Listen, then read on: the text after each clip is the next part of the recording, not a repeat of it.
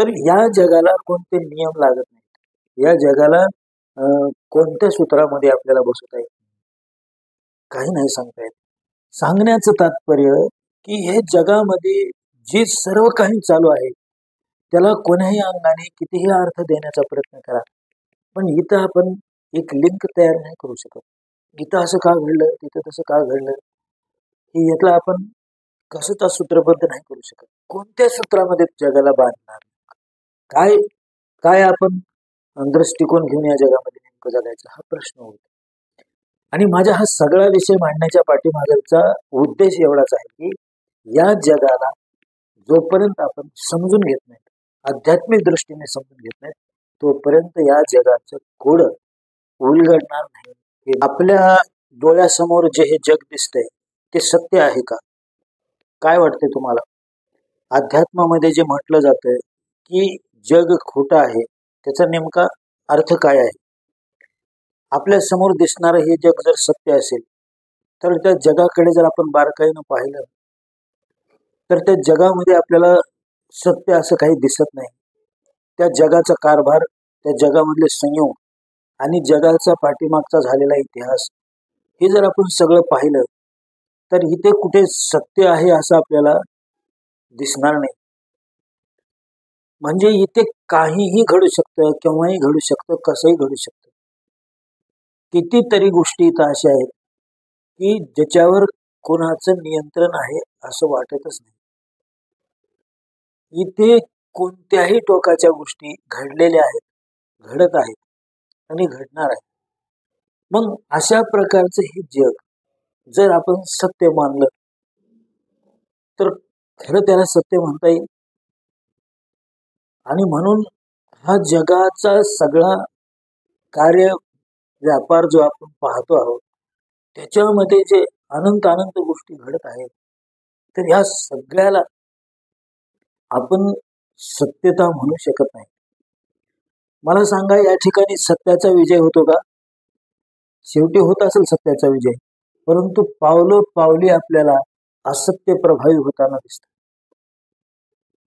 अहो, जे लोक मोठमोठ्या पदावर बसून हजारो लाखोचा भ्रष्टाचार करतात ती लोक आरामात जीवन जगताना आपण बघतो की त्यांना कोण्याच गोष्टीची कमतरता नाही. आणि एखादा नुसता 1000-500 रुपयाचं पाकिट मारताना जर सापडला तर त्याचे कुत्रे हाल आपण पाहिलेले आहे. कसं आहे जग हे? इथे भावाभावामध्ये किती टोकाची गोष्ट घडेल हे सांगता येत नाही. इथे प्रत्येक नात्यामध्ये इथे सुंदरता आहे, त्याचबरोबर त्या नात्यामधली कुरूपताही इथे स्पष्टपणे पाहायला मिळते. अनेक वर्ष एकत्र संसार केलेले पती पत्नी या ठिकाणी वेगळे होतात, लेकरं वाटून घेतात, मायबाप वाटून घेतात. किती वासनेने ग्रस्त होऊन, किती टोकाला जाऊन अबाल अशा छोट्या मुलीवर सुद्धा अनेक प्रकारचे अत्याचार या जगामध्ये घडतात. किती प्रकारे हिंसा घडते याचं गणित नाही. आणि म्हणून हे प्रचंड जगामध्ये जे काही चालू आहे त्याला पाहिल्यानंतर इथं काही व्यवस्थित पण आहे असं दिसतं का? इथं काही फिक्स असं काही सांगता येतं का? काही नाही सांगता येत. सांगण्याचं तात्पर्य की हे जगामध्ये जे सर्व काही चालू आहे त्याला कोण्याही अंगाने कितीही अर्थ देण्याचा प्रयत्न करा, पण इथं आपण एक लिंक तयार नाही करू शकत. इथं असं का घडलं, तिथं तसं का घडलं, हे यातला आपण कसं सूत्रबद्ध नाही करू शकत. इथे काहीही घडतं, इथे अत्यंत चांगलंही आहे, इथं अत्यंत वाईटही आहे, आणि इथं चांगल्या वाईटाचं सगळं मिश्रण आहे. इथे कोणत्याच गोष्टीचं कायम अस्तित्व नाही. इथं कोणतीच गोष्ट टिकणारी नाही. त्याच्यामध्ये सतत बदल अखंडितपणे चालूच आहे. तर या जगाला कोणते नियम लागत नाहीत. या जगाला कोणत्या सूत्रामध्ये आपल्याला बसवता येत नाही. इथे व्यसनी माणूस सुद्धा 80-90 वर्षापर्यंत होऊ शकतो. बरं, असंच काही नाही की तो जगेल, एखाद्या वेळेस तो मरू पण शकतो. आणि इथं व्यसन न करणाराही लवकर जाऊ शकतो, न करणारा जास्त दिवस मी टिकू शकतो. चांगल्या माणसाला इथं कमी आयुष्य आहे असं आहे आणि चांगल्या माणसाला इथं जास्त आयुष्य आहे असंही पाहायला मिळतं. वाईट माणसाला इथे कमी आयुष्य आहे असंही पाहायला मिळतं आणि वाईट माणसाला सगळ्यात जास्त आयुष्य आहे असंही पाहायला मिळतं. इथं जो दबाव टाकतो, इथं जो क्रूरता सिद्ध करतो, तर त्याचं प्रभुत्व इथं चालतं आणि जो प्रामाणिकपणे वागतो त्याचं इथे कोणी ऐकत नाही. तर ह्या जगाचं नेमकं कोणत्या सूत्रामध्ये आपण त्याचं कसं मूल्यांकन करणार? किती गोष्टी आहेत की आजार जे काही निर्दोष प्राणी आहेत त्यांना लाखो हजारोच्या संख्येनं रोज त्यांना संपविलं जातं पोटाची भूक भागविण्यासाठी. अनेक प्रकारच्या पशुवर अनेक अत्याचार अन्याय करून त्या जीवाला त्रास देऊन त्याच्यापासून स्वतःची भूक भागविण्याचं किंवा पैसा कमविण्याचं काम केलं जातं. एका एका जीवाला इथे किती त्रास आहे हे जर आपण शोधत बसलो तर मन सुन्न करून होईल अशा प्रकारचे या जगामध्ये घटना घडत असतात. इथं जंगलातला पशु प्राणी सुरक्षित नाही, इथं गावातला पशु प्राणी सुखी नाही, इथे कुटुंबातला माणूस सुखी नाही, कोण्या क्षेत्रातला माणूस इथे सुखी नाही, सुखी इथे कोणीच नाही. तर हे असं जे चालू आहे सगळं जग, तर याला काय नेमकं म्हणायचं, नेमकं याच्याकडे पाहायचं कसं, हा प्रश्न शेवटी उरतोच. आणि म्हणून या जगाला कोणतीही गोष्ट लागू पडते आणि कोणतीही गोष्ट लागू पडत नाही असं दोन्ही बाजूने या जगावर आपल्याला बोलता येतं. इथे सत्याचा विजय आहे हे आपल्याला बोलता येतं, ते दाखवून देता येतं उदाहरणासहित, आणि इथे असत्याचा विजय आहे हेही आपल्याला उदाहरणाने दाखवून देता येतं, तसंही सिद्ध करता येतं. इथे कमजोरावर अन्याय होतो हेही सिद्ध करता येतं, पण इथं कमजोर सुरक्षित आहे हे पण सिद्ध करता येतं. इथं माझी मर्जी चालते हे पण सिद्ध करता येतं आणि इथं माझी मर्जी चालत नाही हे पण सिद्ध करता येतं. कोणत्या सूत्रामध्ये जगाला बांधणार, काय काय आपण दृष्टिकोन घेऊन या जगामध्ये नेमकं जगायचं हा प्रश्न होतो. आणि माझा हा सगळा विषय मांडण्याच्या पाठीमागचा उद्देश एवढाच आहे की या जगाला जोपर्यंत आपण समजून घेत नाही, आध्यात्मिक दृष्टीने समजून घेत नाही, तोपर्यंत या जगाचं कोड उलगडणार नाही हे मात्र नक्की.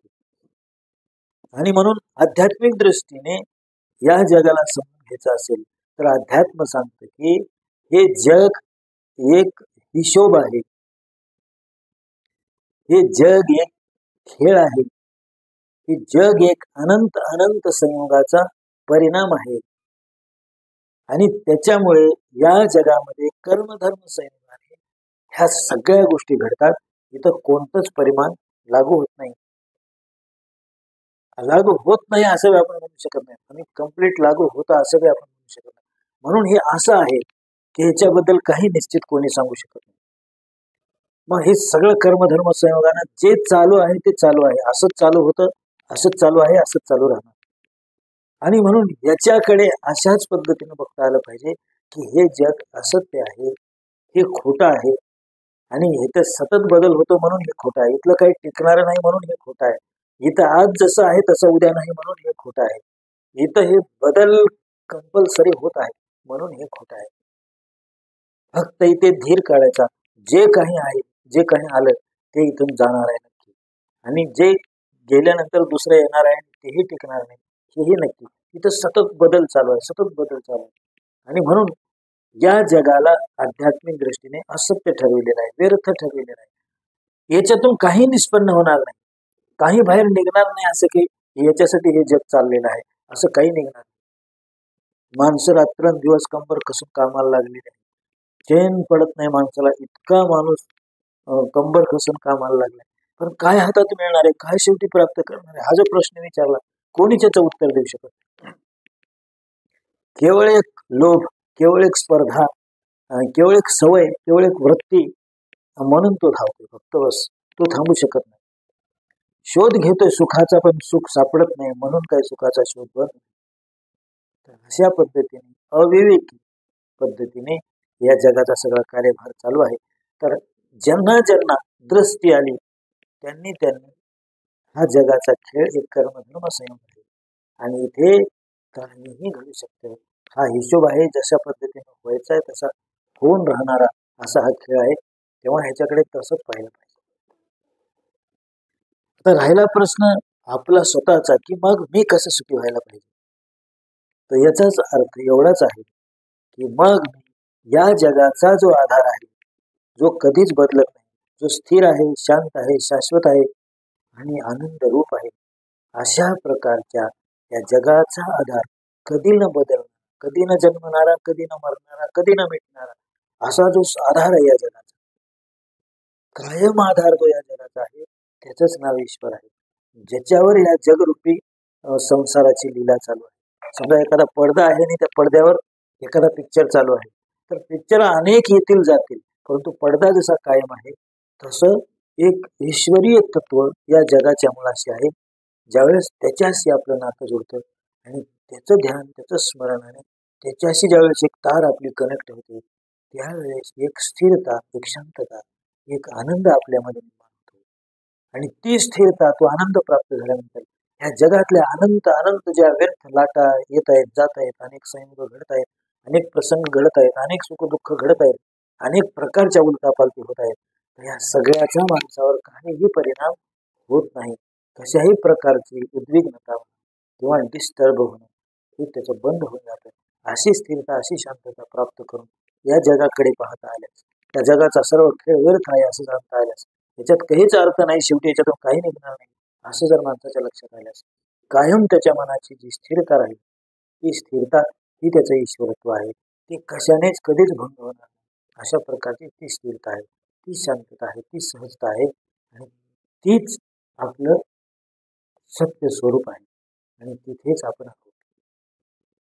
पण या व्यर्थ जगामध्ये आपण एकरूप झाल्यामुळे या जगाचा सर्व कार्यव्यवहार आपण स्वीकारलाय, त्याच्यामुळे इथे नाकातोंडात पाणी जाणं स्वाभाविक आहे. तेव्हा या सर्व गोष्टी जाणून घेतल्यानंतर जग हे स्वप्नवत आहे असं आपल्याला प्रत्यक्ष त्या स्थिरतेतून सिद्ध झाल्यानंतर ही व्यर्थता माणसाला स्पष्ट झाल्यास माणूस स्थिर होतो, शांत होतो, सहज होतो आणि जणू काय एखाद्या जंगलातून मी चाललोय आणि तिथं अनंत अनंत गोष्टी घडत आहेत, परंतु ते जंगल पार करून मला जायचंय. ते जंगल हे काही माझ्या राहण्याचं ठिकाण नाही, हा एक प्रवासात येणारा टप्पा आहे, एवढं मात्र दिसतं. आणि म्हणून ह्या जगाच्या प्रचंड कार्यव्यवहाराला अशा पद्धतीने पाहून आपण स्थिर शांत होणं आणि ते माझा काही फायदाही होऊ शकत नाही, ते नुकसानही होऊ शकत नाही, फक्त मला याच्यातून जावंच लागणार आहे असं हे आहे. तेव्हा याच्यामधून मौनाने, शांतपणाने जसं जमेल तसं वाट काढत त्याच्यातून जायचं, एवढंच खरं आहे. धन्यवाद.